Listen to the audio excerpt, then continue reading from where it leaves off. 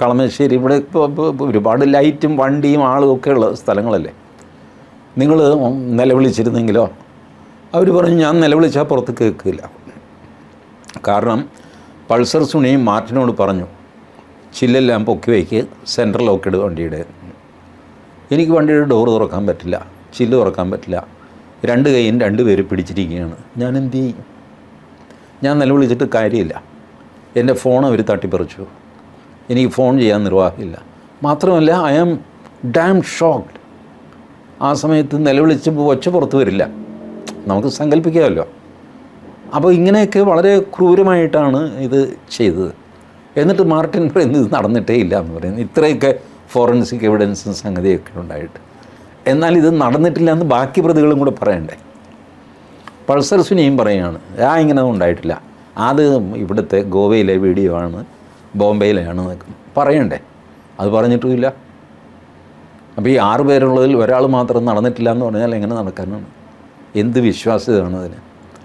അത് ഇപ്പോൾ ഈ ദിലീപിൻ്റെ ഭാഗം വാദിക്കുന്നു എന്ന് വിശ്വസിക്കുന്നവർ അവർ സമർത്ഥമായിട്ട് മാർട്ടിൻ്റെ ഈ പഴയ വീഡിയോ എടുത്തിട്ട് അങ്ങ് പ്രചരിപ്പിച്ചപ്പോൾ മറ്റേ ഗ്രൂപ്പ് ഉണ്ടല്ലോ, അവൾക്കൊപ്പം എന്നൊക്കെ പറഞ്ഞാൽ അവൾക്കൊപ്പം ഒന്നുമല്ല, ദിലീപിനെതിരെ എന്നേ അർത്ഥമുള്ളൂ. ഇവർക്കിത് വലിയ അടിയായി. ഇതിനിപ്പോൾ എന്ത് മറുപടി പറയും? അതിന് മറുപടി ജഡ്ജ്മെൻറ്റാണ്. പക്ഷേ ജഡ്ജ്മെൻറ്റ് ജന്മം ചെയ്താൽ ഇവർ വായിക്കുകയില്ല, തൊടുകയില്ല. അവൾക്കൊപ്പം നിൽക്കുന്നവരുടെ ഒരു കുരിശ് കണ്ട് ചെകുത്താനെ പോലെ അവർക്ക് വിറവൽ വരും ജഡ്ജ്മെൻറ്റ് കണ്ടു കഴിഞ്ഞാൽ. They don't want to read judgement. അതാണ് അവൾക്കൊപ്പം നിൽക്കുന്നവരുടെ ദൗർബല്യം. ഇപ്പുറത്താണെങ്കിലോ ഇവർ പലരും ഇത് യഥാർത്ഥമാണെന്ന് വിശ്വസിക്കുന്നു. മാർട്ടിൻ പറഞ്ഞു, പിന്നെ മാർട്ടിൻ എന്താ പുണ്യാളനാണ്, അയാൾ പറഞ്ഞു വിശ്വസിക്കാൻ.